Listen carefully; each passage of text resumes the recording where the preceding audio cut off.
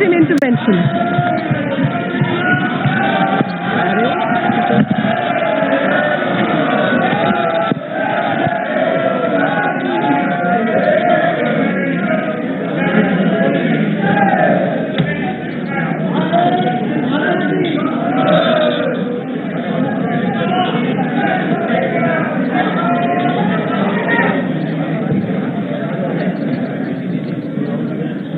महोदय,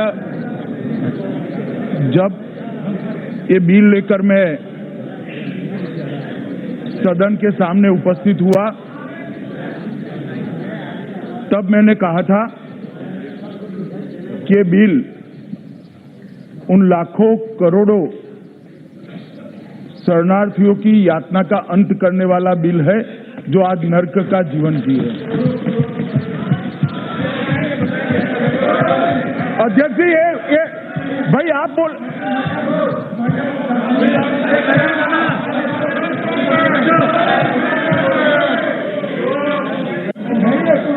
माननीय सदस्य, अध्यक्ष जी अध्यक्ष जी, एक बहुत महत्वपूर्ण विषय है। मैं एक बार मेरा निवेदन है, मैं आपसे संरक्षण चाहता हूं। सारे लोग बोले, हमने धैर्य से सुना है। बात सच्ची हो, हमें ठीक लगे न लगे, हमारे विचार से इत्तेफाक रखती हो न रखती हो, सबको धैर्य से सुना है।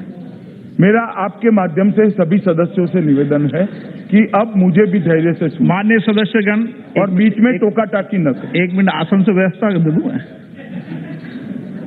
माननीय सदस्यगण, व्यवस्था सब मानेंगे ना?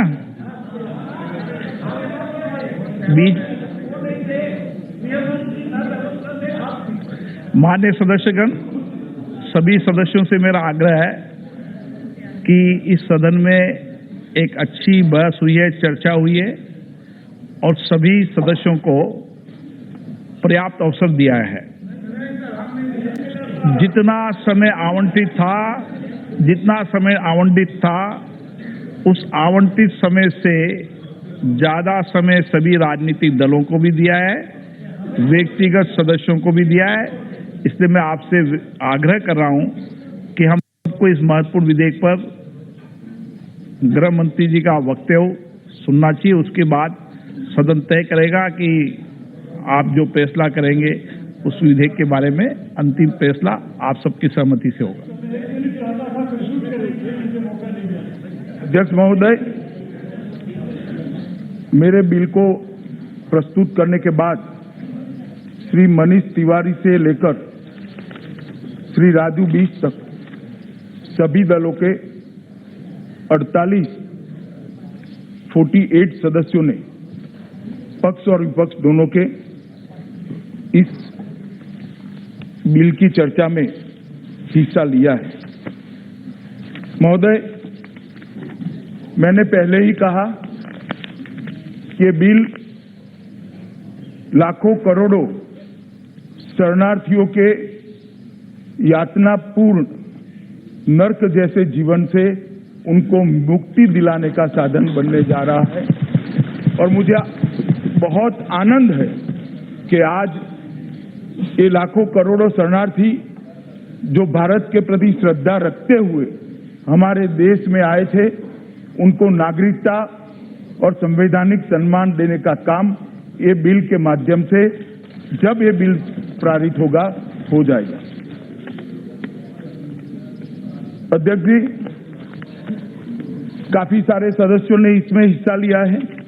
बहुत सारी चीजों का रिपीटेशन भी हुआ है, मगर मैं एक एक कर सभी का जवाब जरूर देना चाहता हूं, क्योंकि ये बिल के बारे में जो अपप्रचार हो रहा है, जो भ्रांति फैलाई जा रही है, मैं नहीं चाहता कि इस बिल के माध्यम से, इस सदन की चर्चा के माध्यम से भारत के किसी भी कोने में वो भ्रांति फैले, ना वो भ्रांति टिक पाए।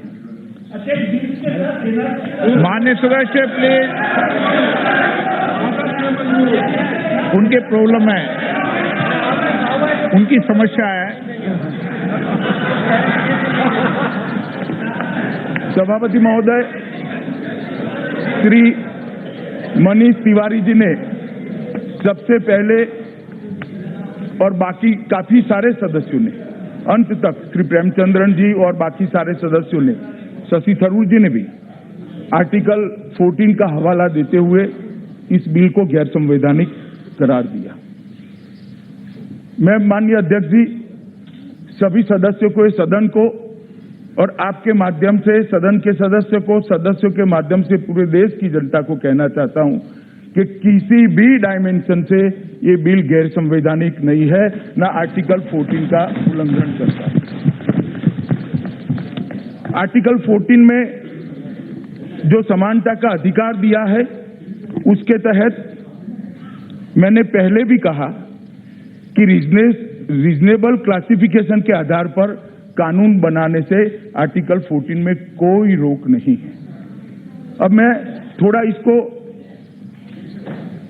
एक्सप्लेन करना चाहता हूं, थोड़ा बैकग्राउंड में जाना पड़ेगा।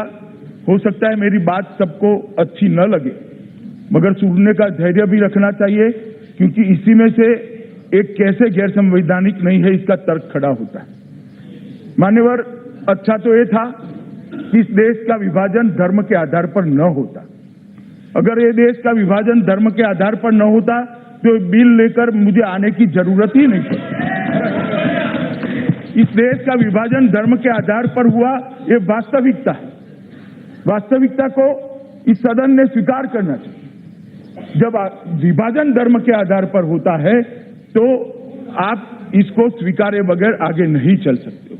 धर्म के आधार पर विभाजन हुआ, जिस हिस्से में मुस्लिम भाई ज्यादा रहते थे उस हिस्से में को पाकिस्तान के नाम से अलग देश बनाया गया और भारत का बचा हुआ हिस्सा भारतीय संघ के नाम से प्रस्तापित हुआ, जो आज हमारा भारत देश है।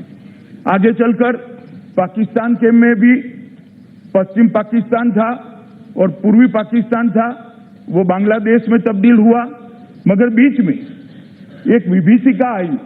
दोनों ओर से शरणार्थियों का आना जाना, मार काट, बलात्कार, लूट, ढेर सारे परिवारों ने यातना को झेला है। जिन्होंने विभाजन की यातना को झेला है वो ही बता सकते हैं मान्यवर कि ये यातना कितनी कड़ी और कठिन थी। मगर इसके बाद क्या हुआ मान्यवर? नेहरू लियाकत समझौता हुआ।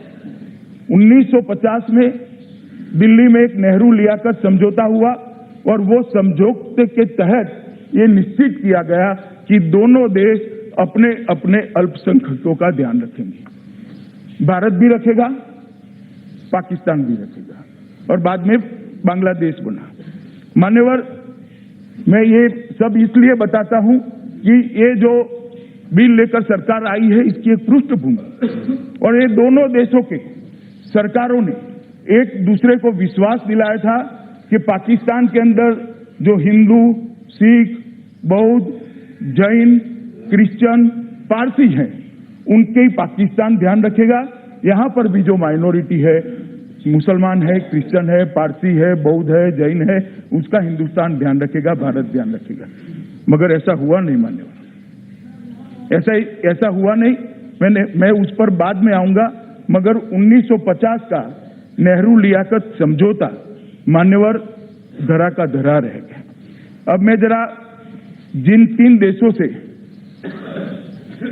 लघुमती को हम नागरिक बनाने का वादा इस बिल के माध्यम से कर रहे हैं, माइनॉरिटी को नागरिक बनाने का वादा कर रहे हैं, वो 3 देशों के संवैधानिक स्टेटस पर जाना चाहता हूं, उनके राज्य की स्थिति पर जाना चाहता हूं। मान्यवर, Afghanistan, Islamic Republic of Afghanistan के अनुच्छेद 2 में निम्नलिखित प्रावधान किया है। पवित्र धर्म इस्लाम इस्लामिक रिपब्लिक ऑफ अफगानिस्तान का धर्म है, मतलब वहां पर इस्लाम को राज्य के धर्म के रूप में मान्यता दी है। Pakistan, Islamic Republic of Pakistan के संविधान के अनुच्छेद 2 में लिखा गया है पाकिस्तान राज्य का धर्म इस्लाम होगा। बांग्लादेश जब बना तब तो उसका संविधान सेक्युलर था। 77, 78 और 1988 में इसमें बदलाव किया गया और इसमें लिखा गया रिपब्लिक का राज्य धर्म इस्लाम है। ये तीनों देशों के अंदर राज्य धर्म इस्लाम है, इसको मान्यता हमने नहीं दी है मान्यवर।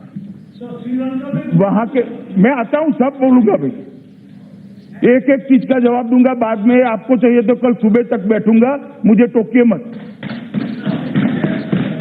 मान्यवर, तीनों राज्यों के देशों के जो धर्म संविधान के अंदर लिखे गए हैं वो बताना इसलिए जरूरी है कि वहां पर माइनॉरिटी को न्याय मिलने की संभावना इसी से क्षीण हो जाती है, लगभग समाप्त हो जाती है। मान्यवर, उसके बाद में मैं क्या हुआ डिटेल में बहुत सारे सदस्यों ने बताया है, कितनी प्रताड़ना हुई, कैसी घटनाएं हुई वो बाद में बताऊंगा, मगर ये दोनों